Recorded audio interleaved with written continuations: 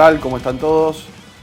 Bueno, estamos aquí de nuevo con este tema que quisimos compartir con Renacimiento Nacional, que es hablar de algunos conceptos fundamentales de lo que se denomina la doctrina nacional, doctrina justicialista, doctrina peronista y así un montón de sinónimos que hoy están muy en boga en lo que es la opinión pública, la opinión política y demás. Así que nos pareció interesante abrir este espacio para poder trabajar conceptos que nos parecen que son fundamentales y esclarecen de algún modo y aportan al debate en ese sentido. Bueno, habíamos abierto como una especie de pizarrón virtual, ahí con la ayuda de Matías, para entender y hacer un puente con lo que veníamos viendo ya en los micros anteriores, con el concepto de doctrina nacional. Todavía vamos a estar con el concepto de doctrina para luego ir avanzando en algunos elementos particulares de ella. Si te parece, Mati, podemos ir a la primera, que ya la hemos visto en el micro número 1, pero nos parece interesante volver a esta idea que es central en la cuestión, que es que la doctrina nacional, lo que se denomina doctrina nacional, es aquella que se construye desde la nación y para la nación, es decir, desde el suelo hacia arriba, desde abajo hacia arriba, como nos decía el gran Fermín Chávez, ¿no es cierto? Entonces es la cultura la que genera esta tradición política formulada en doctrina. Entonces, lo que no hace de ningún modo es negar esa realidad cultural. Es decir, es un presupuesto ineludible, como ponemos ahí en la pizarra, no negar la realidad, porque si negamos esa realidad a veces pluriforme, a veces confusa, con sus complejidades propias de una identidad mestiza, lo que muchas veces nos pasa es que nos vamos por ideologismos de derechas o de izquierdas o antinacionales, en síntesis, que lo que nos produce es un alejamiento de la realidad. Y en esto de la doctrina nacional, a la luz del justicialismo, es fundamental abordar la realidad. Y es desde la realidad que se generan después las formulaciones doctrinarias. Por eso, en esa pirámide que armamos, siempre ponemos abajo, en el sustrato, la cultura, los valores del pueblo, el ethos de la comunidad, ¿no es cierto? La ley como voz de la ciudad, ¿no? Diríamos en sentido griego. Es decir, el ordenamiento institucional que se daría a través de vertebrar la doctrina en formulaciones permanentes, hace que esa ley sea la voz de la ciudad, ¿no es cierto? En un sentido de un pensamiento clásico griego.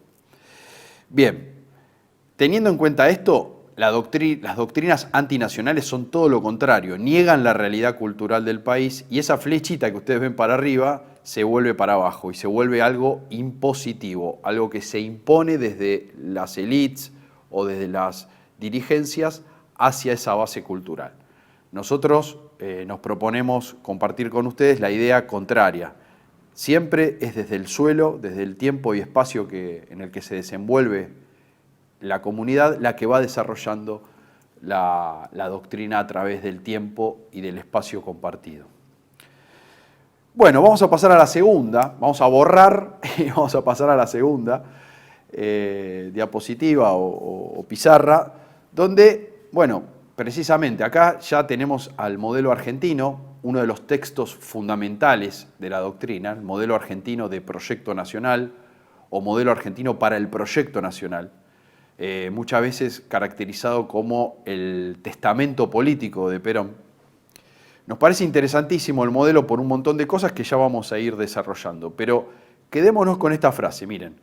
Dice, los valores de la doctrina se han concretado en la cultura popular. Esto que venimos diciendo, que como todo lo que proviene de la libre creación del pueblo, no puede menos que ser verdadero. Acá hay una identidad, una sinonimia entre lo que es la creación del pueblo en la cultura como realidad y la verdad. No sé si les suena esto de la única verdad es la realidad, pero en esto es contundente Perón. Dice, es verdadero por cuanto es real, y es real por cuanto es la libre creación del pueblo.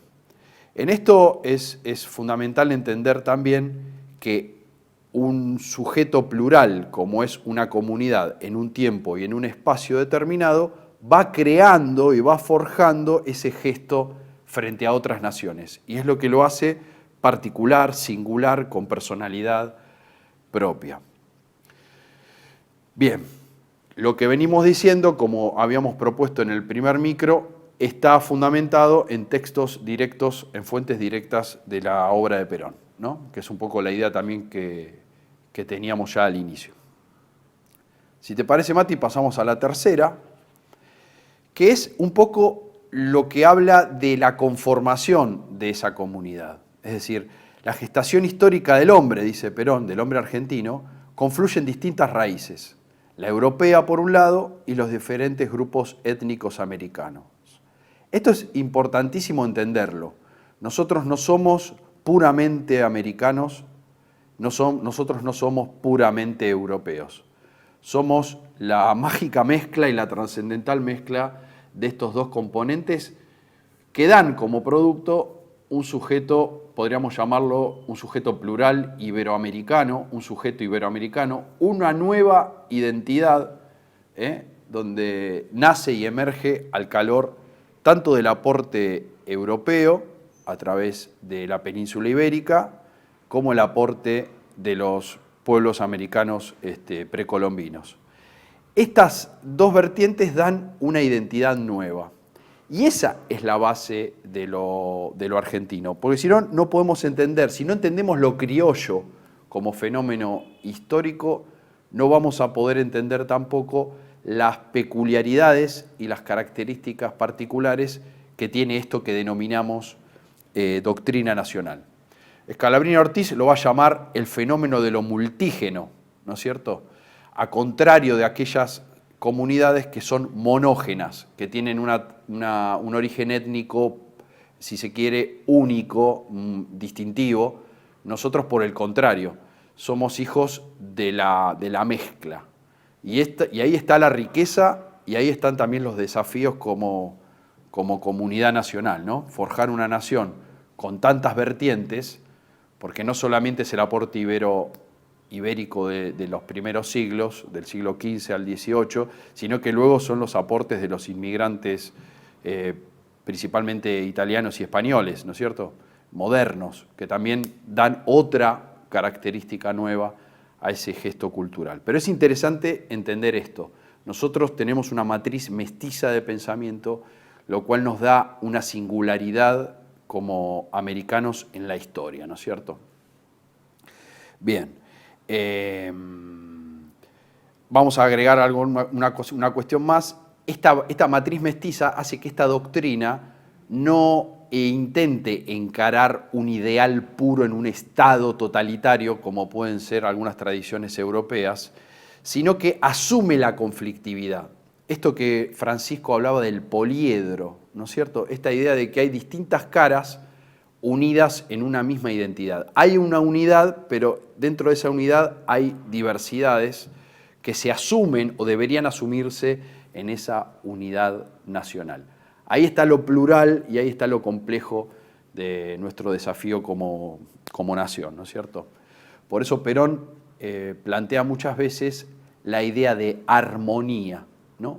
No es que los opuestos se absorben en un idealismo totalitario, sino que por el contrario se asumen las diferencias en un proyecto que nos empuja hacia adelante, en una idea trascendental de la nación que nos hace superar esos binomios o esas dicotomías de origen.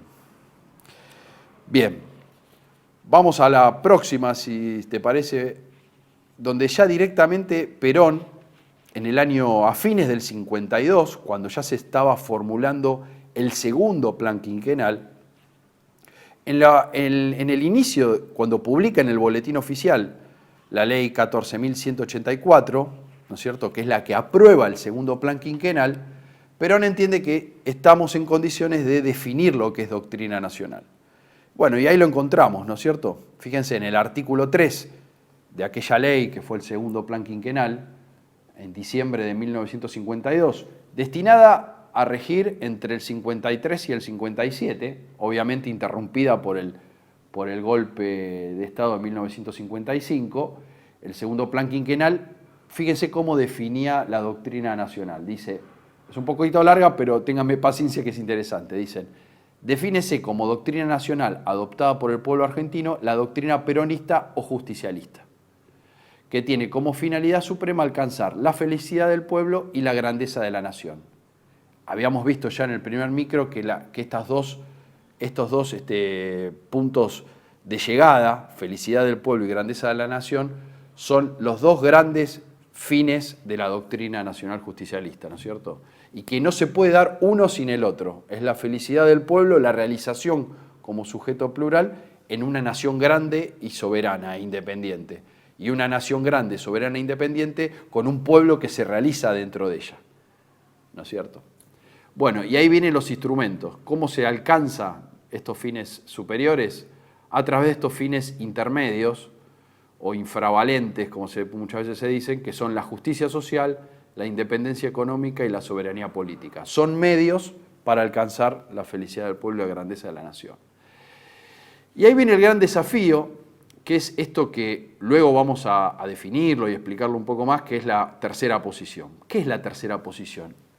Bueno, más allá de un posicionamiento geopolítico, es una postura filosófica que tiene como eje la armonía. Perón en esto tiene un pensamiento clásico, presocrático, donde la armonía, la proporción, el equilibrio son ejes que van a vertebrar su pensamiento y acción. Acá también, cuando lo define, fíjense, esta doctrina armoniza dos elementos que parecen contrarios, los valores materiales con los valores espirituales. Y por el otro lado, los derechos del individuo o de la persona con los derechos de la sociedad. En este juego de coordenadas entre lo espiritual y lo material, y lo individual y lo colectivo, es donde se juega, en este eje de tensiones, es donde se juega hacia adelante la doctrina nacional en la concreción de un proyecto. Así que bueno, nos pareció interesante como definición que va cerrando esta primera parte de los micros, donde hablamos de doctrina nacional y qué es una doctrina nacional y cómo se forma y se integra. Bueno, y si te parece, Mati, vamos al último, que sería lo que denominamos con este latinazgo corpus doctrinario, ¿no? ¿Dónde encontramos escrito este corpus doctrinario? Bueno, muchas veces nos pasa que en la militancia, compañeras, compañeros, empiezan por comunidad organizada, el libro editado así, que es en realidad la presentación y ponencia sintetizada de Perón en el Congreso de Filosofía en la Universidad de Cuyo, que se divulgó y se publicó como comunidad organizada. Es un texto complejo, comunidad organizada. No pareciera, si bien cronológicamente es el primero del Perón político, nos parece interesante al revés, empezar por el modelo argentino, que es el último texto de Perón, de 1974, que de alguna manera sintetiza, emprolija y pone en orden toda la obra de Perón de los últimos 30 años. Entonces nos parece interesante empezar por el modelo y entender que en el modelo vamos a encontrar como fuente la comunidad organizada del año 49, la Constitución Nacional como expresión política de 1949, expresión institucional de esta comunidad organizada, y las clases de Perón en la Escuela Superior Peronista, reunidas en el libro del año 51, Conducción Política. Luego a esto habría que adosarle el primer y segundo plan quinquenal como la praxis y la experiencia en la gestión del programa de este corpus, y el plan trienal de 1974, que también queda interrumpido por el golpe de Estado de 1976. A esto que hay que agregarle los discursos, las cartas y toda la obra del Perón en su etapa militar, ¿no es cierto? Pero bueno, eso daría para otro micro y para otro encuentro, para ir adentrándonos. Pero con esto ya tenemos para empezar y para entretenernos un rato. Bueno, les agradezco y nos vemos en el próximo encuentro. Y recuerden siempre, como decía Francisco, la patria es un don, pero la nación es una tarea de todos y de cada día. Gracias.